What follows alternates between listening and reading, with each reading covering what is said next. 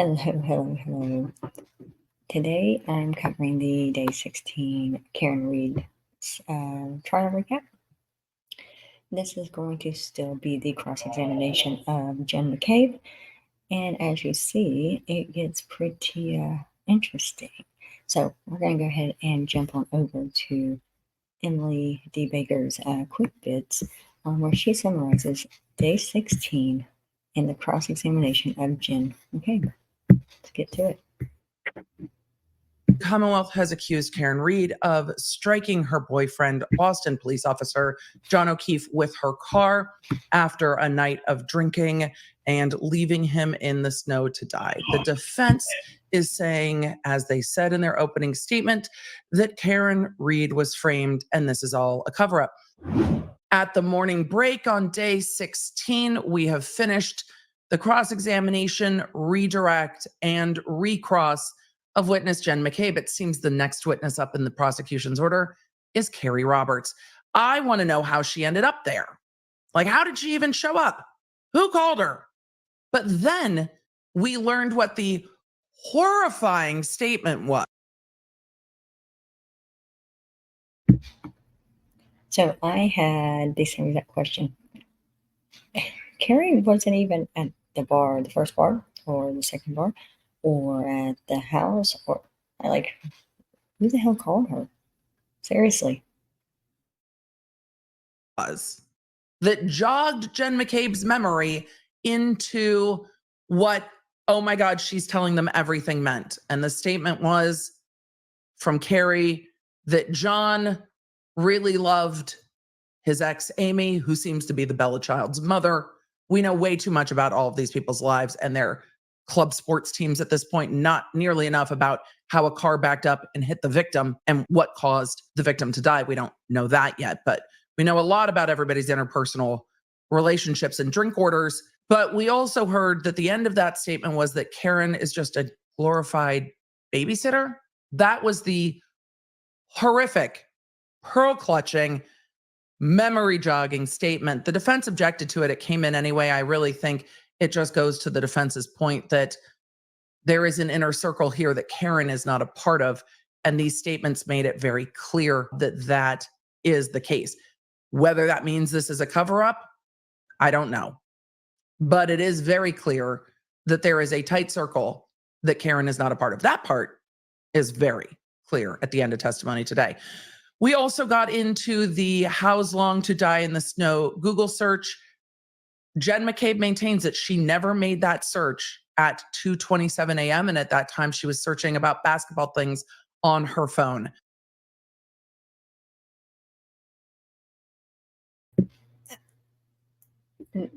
The random Google searches and the butt dials and the I didn't answer my phone, I know it said I did, that happened just on this night, because apparently it didn't happen to them on any other night. Well, some of them tossed their phones and some of them traded their phones in, and anyway, so I guess they can't really say, but Jen McCabe didn't. She volunteered her phone, but she never mentioned that she had been having problems with it, and that you know, it wasn't the first time that she had a weird Google search at 2:00 in the morning, and that maybe she shares iCloud with one of her kids, or, I mean, there's no explanation. It only happened on one time. She don't know why it happened or how it happened. Wasn't concerned that it happened, because let me tell you, if my phone, on the night that somebody ended up dead on the lawn where I was, and my phone had that Google search at 2 something, I'd be contacting Apple, wanting to know or Google, or somebody wanting to know what was going on, because this crap ain't right. That wasn't me, and I'm gonna need some proof that this didn't happen. But none of that came in. She didn't seem to really care to defend all that. We do not have the Celebrate experts in yet, but that is what she maintains. What's difficult is that if that was the only thing, it would be different to be like, okay, I want to see the experts on this thing. But it's not just, I never made that Google search. It's, I never made that Google search. Those phone calls were never answered. Those phone calls were never deleted. Those 6 calls were a butt dial. This other call was a butt dial. This other witness had an amorous butt dial. it's not just the one Google search. It's very, very difficult to parse. What became very clear in recross to me is that this witness says she told numerous people that Karen said crystal clear, I hit him, I hit him, I hit him. But that's not in the reports. That was not in her original grand jury testimony. And it wasn't in her grand jury testimony until June 2023, which we know to be the federal grand jury. But it was in April that this witness said she started being harassed after the how's long to die at the snow text message came to light. And it seems that came to light in public court proceedings. That's what Alan Jackson said. So the timing of the Google search coming forward and the federal grand jury testimony is interesting to me. But Jackson framed that as, so the statement changed after you started getting harassed. And this witness detailed more than other witnesses the level of harassment she says she has suffered and how she feels about that throughout her testimony. Going real world with people is not okay. No one involved in these cases should be harassed. I say that in every single high profile case we've covered. We've seen experts run off the internet because they're testifying as experts. We've seen attorneys argue that it's hard for them to find experts for a high profile case because of the level of harassment they have sustained. So we'll see what happens after the break.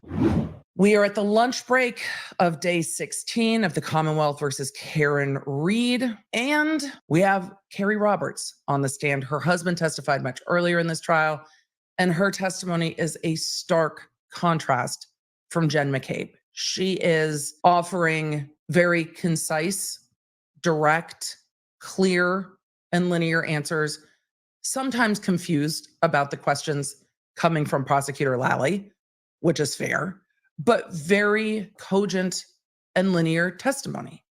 It does not seem as if she is adding anything. She is not adding colloquy or story or. Well, let's be honest. That's not really Carrie's fault. She's just one of many that hasn't added anything extra or anything more. And let's just top that off with, what could she add other than she was brought into the situation after the fact, like way after the fact? I mean, she can't testify to anything that happened prior, and then her colluding with Jen McCabe doesn't make her statement of what Karen said the morning of any better. And it kind of makes her, like, I mean, when she was telling her, I don't know if it was her or Jen McCabe that stated that, I think it was Jen McCabe that was saying that Carrie was telling a hysterical Karen Reed to like shut up, essentially. Like, I mean, oh, and she is talkative, so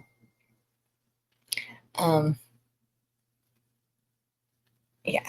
So, yeah, I don't know why they call her. Well, I guess she's more relevant than some witnesses coming, but again, she just wasn't able to add anything, so it's not like we made it any further into having less questions, because let's be honest, we've got questions. Let's get back to it. Opinion to it. She is saying what she thinks. The only time she has really added opinion is during talking about Karen Reed having blood on her hands and asking or stating she got her period, that she was saying, no, she must be in shock.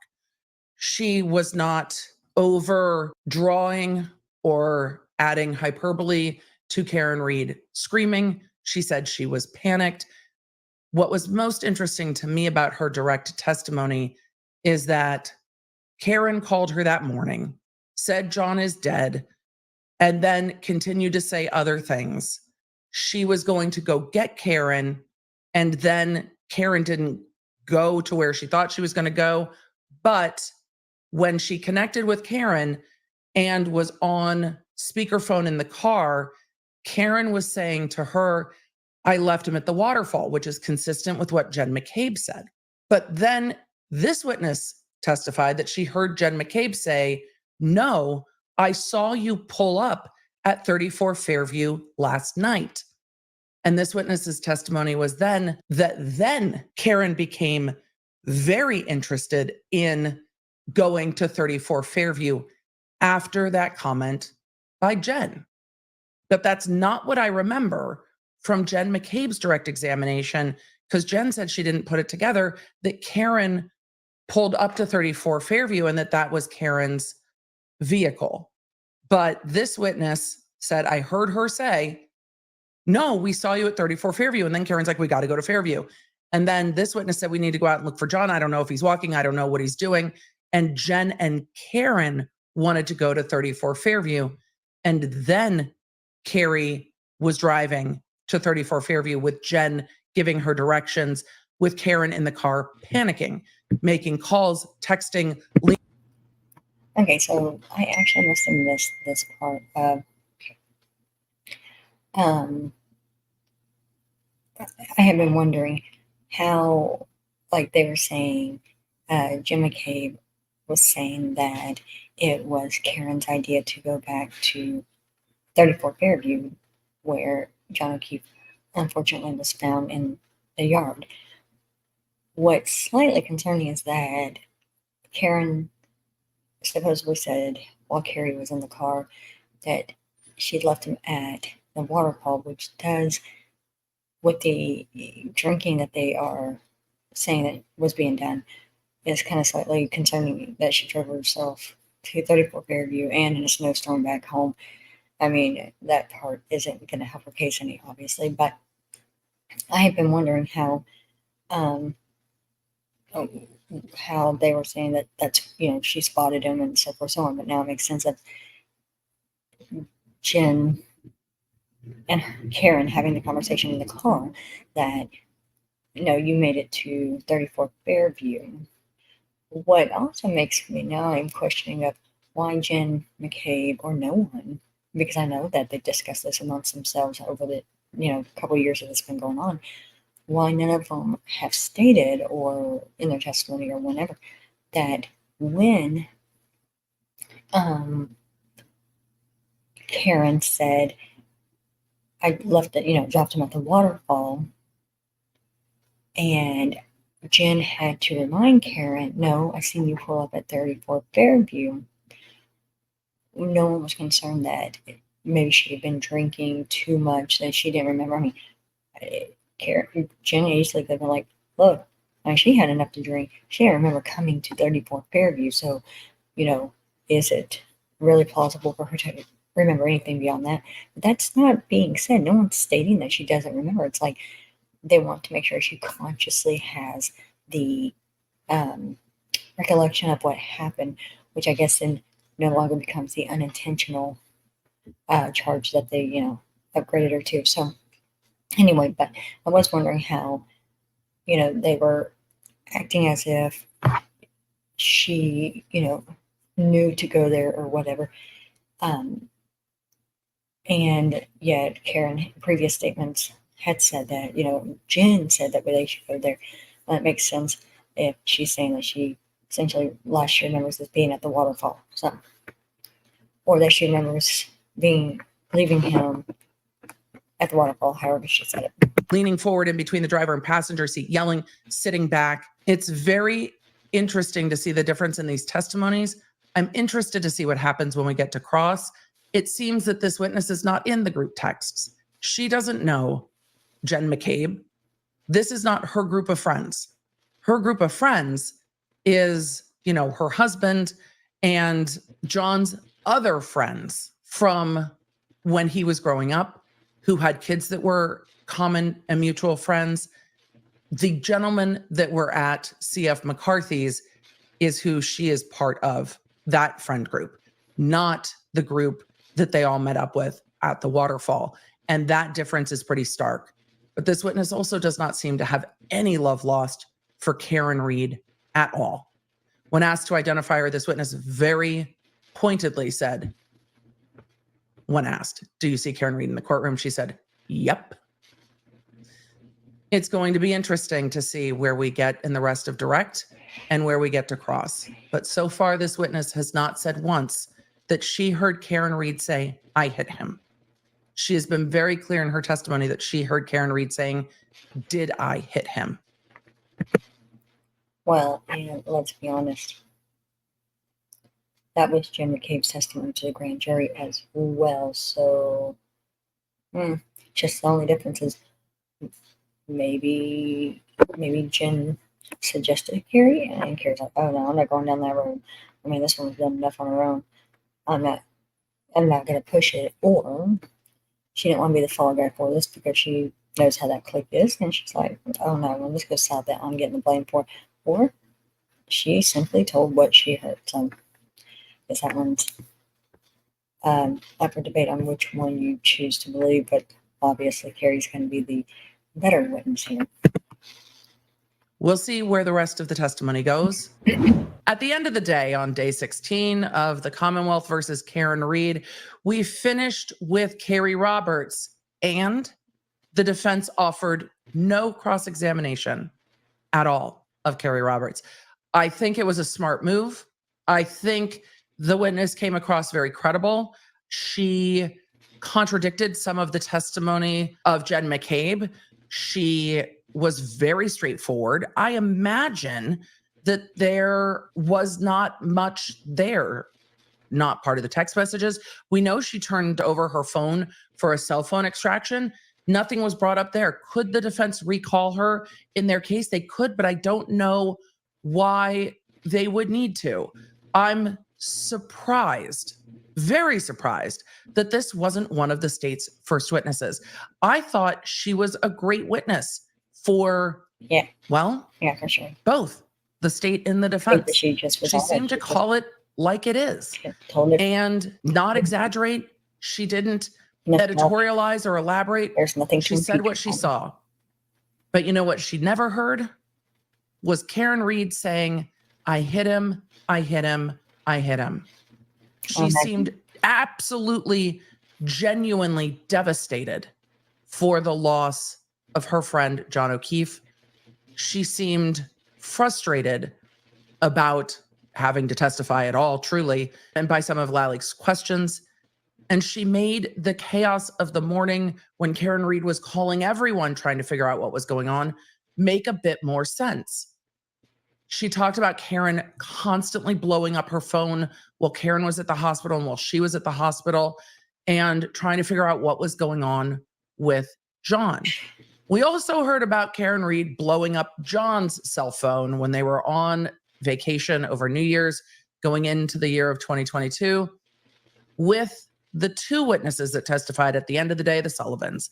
And the Sullivan sisters testified about their family connection to John. The older sister, Laura Sullivan, had been dating John O'Keefe's best friend, fellow Boston police officer, who is the father of her son.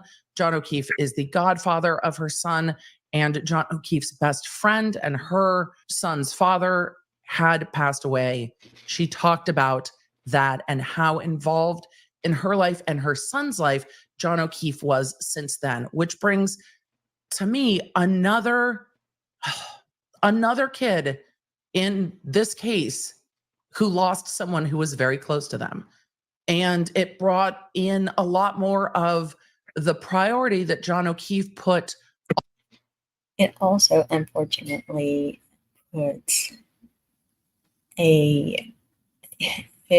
puts perspective in there that if justice is not served here, whether it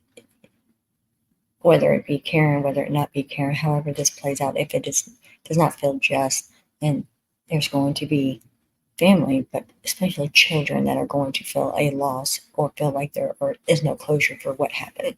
And that part is devastating. On those he considered family and the kids in his life that he loved. And then we got into testimony about the trip in Aruba that we had heard John O'Keefe's sister-in-law testify to, that he and Karen Reed got into a huge argument about it. And that testimony was that John was accused by Karen Reed of making out with Laura Sullivan's little sister, Etta Sullivan. Etta testified that John was in the lobby, seemingly intoxicated and stumbling, and gave her a hug. And then as she was walking away, she heard John's name being screamed in the lobby, and something like, "Who the fuck is that?" And he was like, "Calm down." When I'm saying he was like, she was like, this is how the testimony came in. "Calm down. That's Laura's little sister." And then she was like, "Go fuck yourself." And then Etta was like, "Well, fuck you too." And that's really all they spoke. And then Etta told her sister Laura, "I don't know if you guys like John O'Keefe's new girlfriend, but she sucks." And that was what the fight in Aruba was about. Laura also testified that Karen apologized, that she offered to pay for part of Etta's room, and that she seemed to regret and misinterpret the situation. So that's where we are with the fight in Aruba. And that was the end of the testimony on day 16. Court is dark on Thursday and will resume on Friday, presumably with the testimony of Brian Higgins. And that I am very interested to see. I want to know how he has a magical disappearing Jeep. I want to know. I want to know all of this stuff. For deep dives. And yet, here we are on day 16, and we still have questions. So don't forget to check out day 17. I will cover the recap. If you want to see the entire Gavel to Gavel trial live with Emily, make sure to check out her page. All her info will be in the description as well. But let me know. Do you still have questions? Just wait. You'll have more.